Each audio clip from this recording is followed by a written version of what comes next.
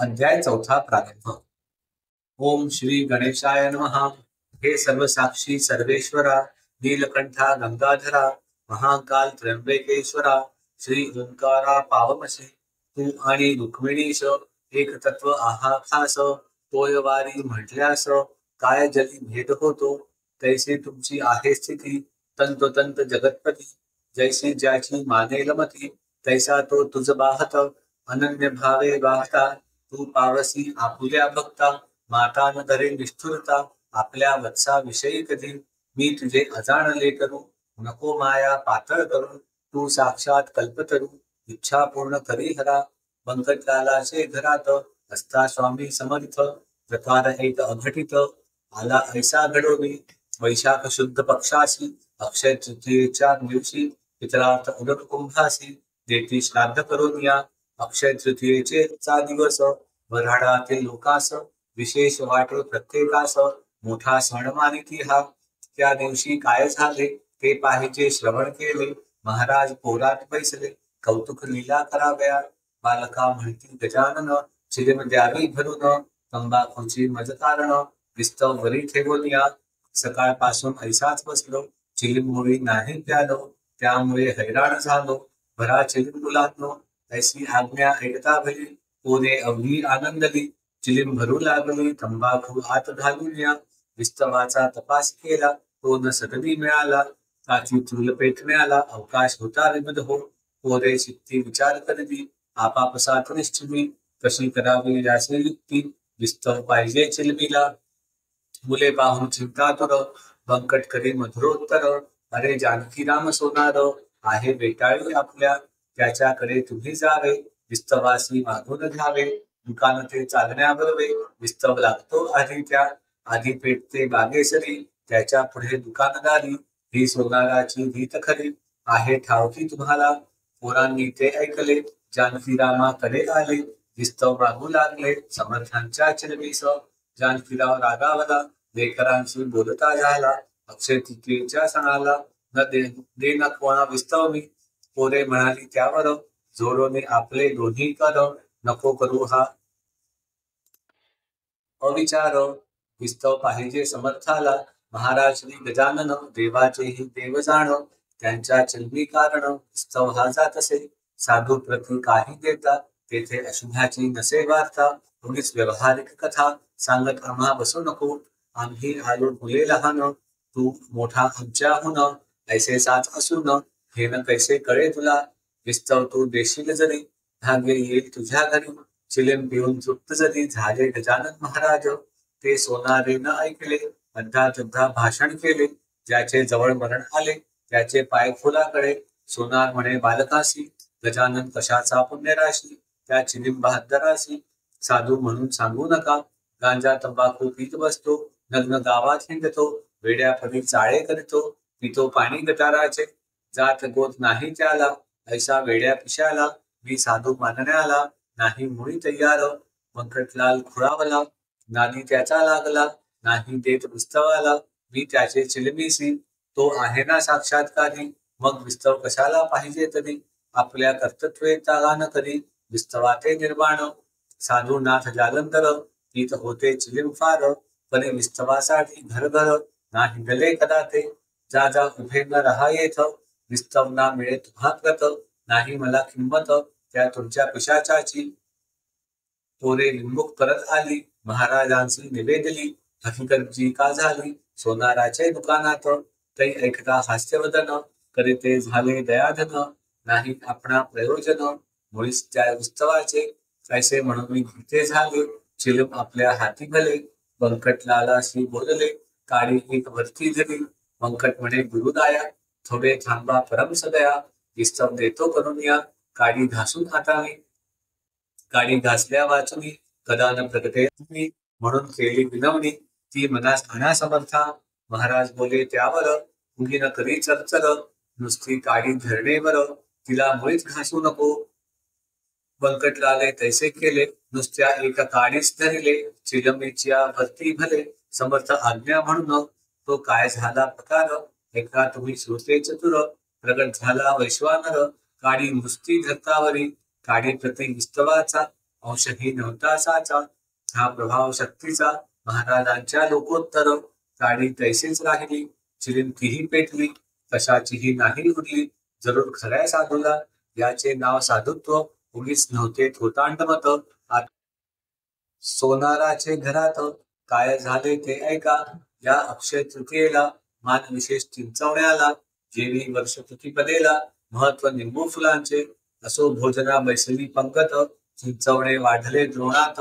तो प्रकार ऐसा अघटित घडून आला तो ऐका. त्या चिंचवण्या माझारी अळ्या दिसल्या नानापरी, भुसभुसाट झाला भारी, किळस वाटली सर्वांना. लोक उठले पात्रावरून, अवघ्या अन्नाते टाकून. सोनार बसला अधोवदन, कारण काही उचेना. चिंचवण्याच्या सर्वे भले, अवघे अन्न वाया गेले. मग त्या कोरे उमगले, ऐसे व्हाव्या मीच कारण. मीन साधूशी विस्तव दिला, त्याचा प्रत्यय तात्काळ आला. गजाननाची अगाध लीला मीन उचित जाणिली. गजानन जान्हवी नीर, मी त्या मानिले चिरदर. गजानन राजराजेश्वर, मी त्या भिकारी मानिले. त्रिकालज्ञ गजानन, मी त्या मानिले वेडापून. कल्पतरू कारण, मी बाभूळ मानिली. गजानन हा चिंतामणी, मी लेखली गारजाणी. गजानन हा कैवल्यदानी, मी ढोंगी मानिला हो. हाय हाय रे दुर्दैवा, त्वा कैसा साधिला दावा. माझ्या हातून संतसेवा, भोगो नातू दिलीच. मसी असो हा धिक्कार, मी भारभूत साचार. जन्म पावलो भूमीवर, द्वय पायांचा पशु मी. आज माझ्या भाग्यकाळी, बुद्धी कशी चाळती झाली. सुयोगाची दवडली, वेळ आलेली म्याकडे. काही असो आता जाऊ, समर्थांचे पाय पाहू. पदी त्यांच्या अनन्य होऊन, क्षमा मंतूची मागावया. ऐसा विचार करू मी, सवे घेऊन चिंचवणी. व्यंकटलालाच्या सदनी, आला हकीकत सांगावया. अहो शेठजी व्यंकटलाला, आज माझ्या घात झाला. पहा या चिंचवण्याला, आत किडे पडले बहु.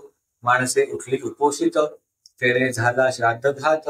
हे ऐसे व्हाव्या कृत, माझा मीच कारण असे. आज सकाळी चिलबीला, मी नाही विस्तव दिला. पोरे मागत असता भला, समर्थांच्या चिलबिस्तव.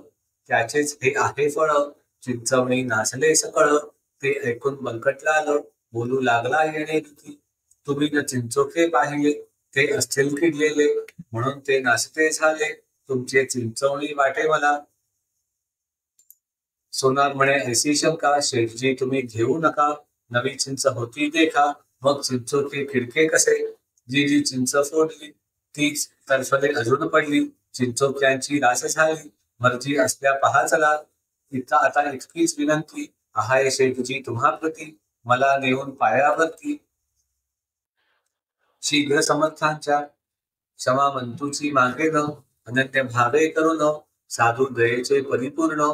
सागर मूळचेच आहेत, समर्थांपुढे भीत भीत. जानकीराम गेला त्वरित, घातले त्याने दंडवत. अष्टांगीची समर्था, आणि म्हणाला दयाधना. तुला येतो कामाची करुणा, मी अपराध केले नाना. त्यांची क्षमा करावी, तू साक्षात उमानाथ. नांदसी या शोगावात, ज्याची होती मजला भ्रांत. ती त्या आज निवटली, माझे अपराध रूपी अवघे तृण. जाळी कृपा कुशाने करून, समर्था आजपासून. मी ना टवाळी तुझी करी, जी शिक्षा आज केली तेवढीच मजसी आहे पुरी. तू अनाथांचा आहेस वाली, आता अंत पाहू नको. महाराज बोलले त्यावर, खोटे न सांगे तुझ तुझे चिंचवणी आहे मधुर. किडे न पडले त्यामध्ये, ऐकता अवघ्यांनी पाहिले ते चिंचवणी. पहिला प्रकार मावळवी, होता ते दवा. अवघ्यांप्रती आश्चर्य झाले, समर्थांचे महत्व कळले. हा हा म्हणता बसरले, नृत्य हे त्या गावामध्ये. ज्यांच्या त्यांच्या तोंडी मात, हीच निभू लागली सत्य. कस्तुरीचा नाही येत, वास झाकाया कवणाते. चंदुमुखीन नावाचा, गृहस्थ एक शेगावचा. निश्चित भक्त समर्थांचा, त्याची कथा ऐकाही. श्रोते ज्येष्ठ मासात, सभोवर बसले भक्त. अति आदरे जोडून हात, दृष्टी ठेवून पायांवरी. कोणी आंबे कापिती, कोणी चुडी हातात देती. कोणी पंख्याने घालती वारा समर्थांकारणे. कोणी वाटती खडी साखर, कोणी गळ्यात घालती हार.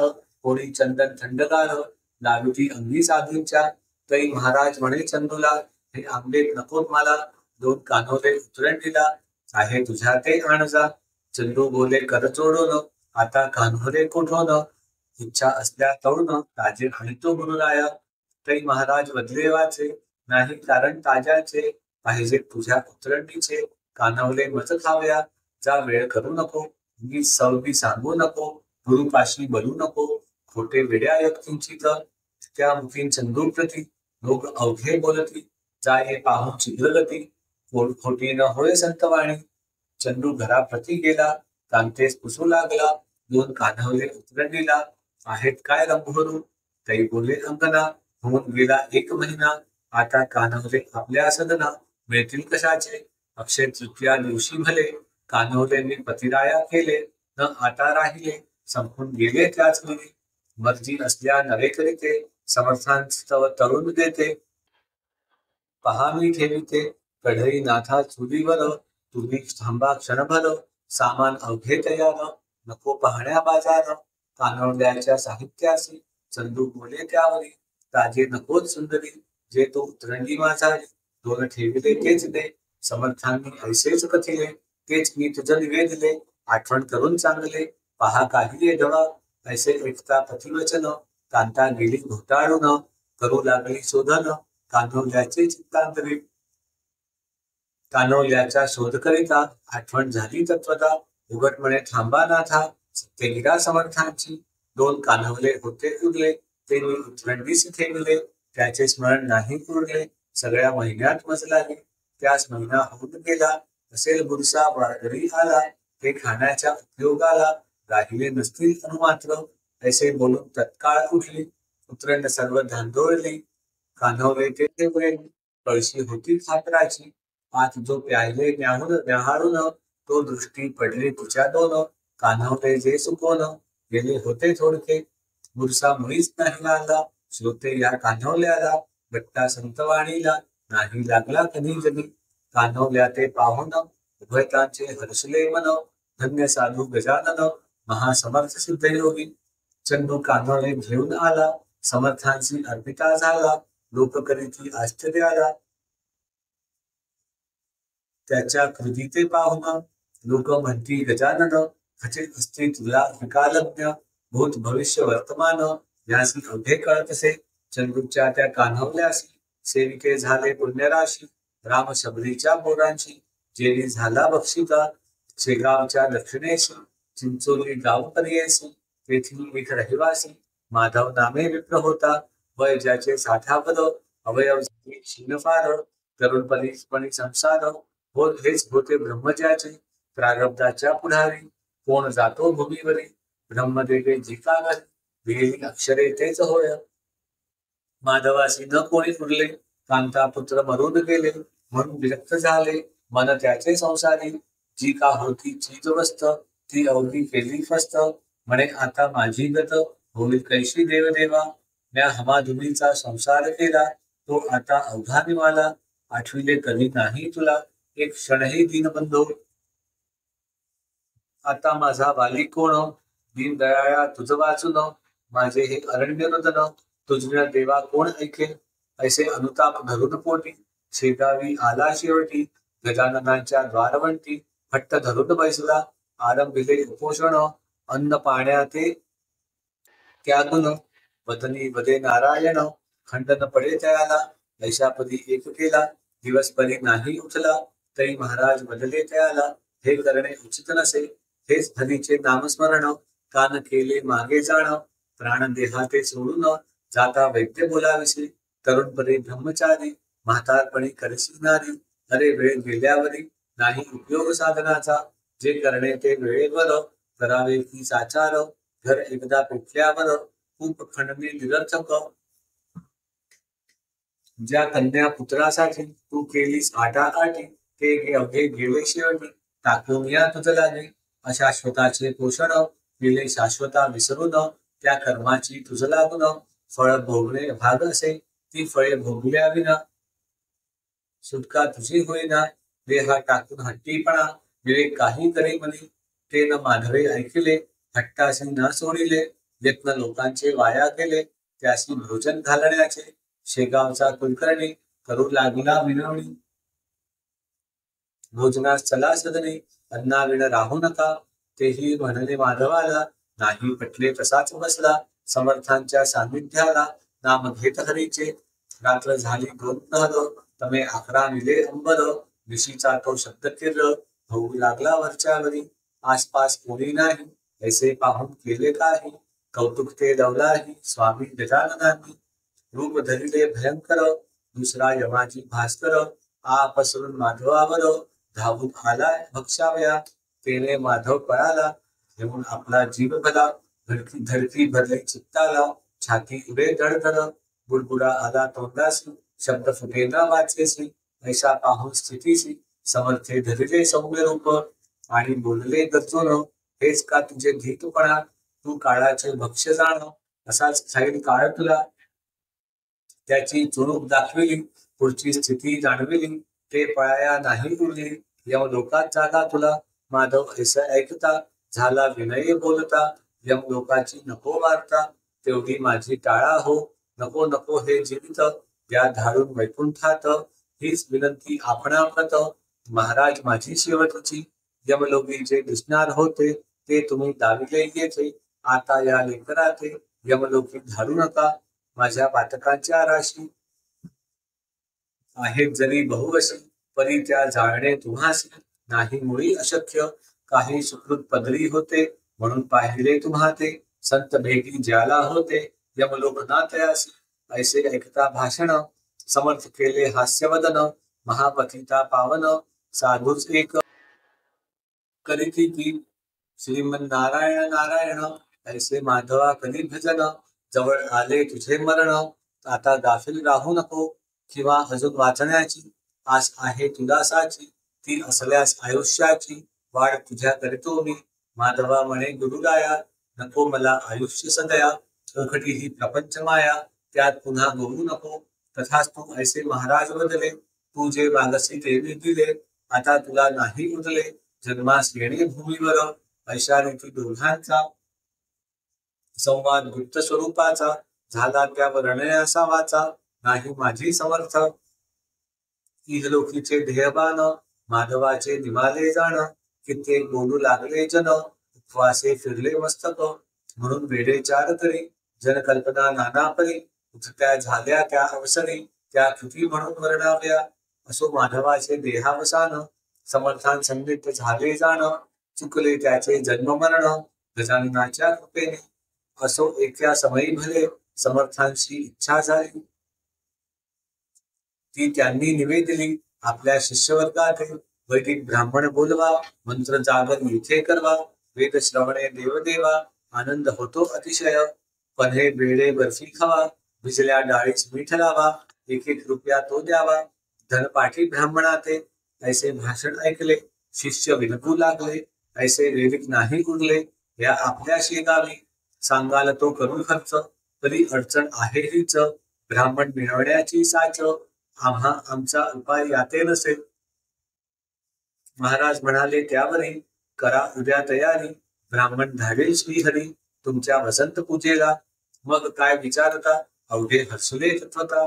झाली तयारी हा हा म्हणता, रुपये 100 झाले जमा.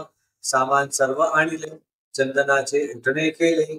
आत केशर कालविले, तैसाच आणखी कापूर. 2 प्रहरचे समय आया, ब्राह्मण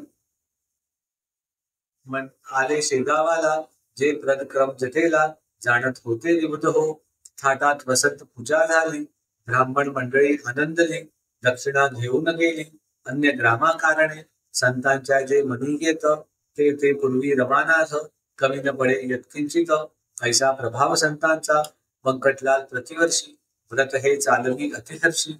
अजून कधी शेगावासी, वंशज त्याचे करीती हे. हा दासगणू विरचित, श्री गजानन विजय नामे ग्रंथ. साधकासी दावो पथ, विमलशा हरिभक्तीचा. श्री हरिहरार्पणास्तु, शुभम भवतु. इति श्री गजानन विजय ग्रंथस्य चतुर्थोऽध्यायः समाप्तः.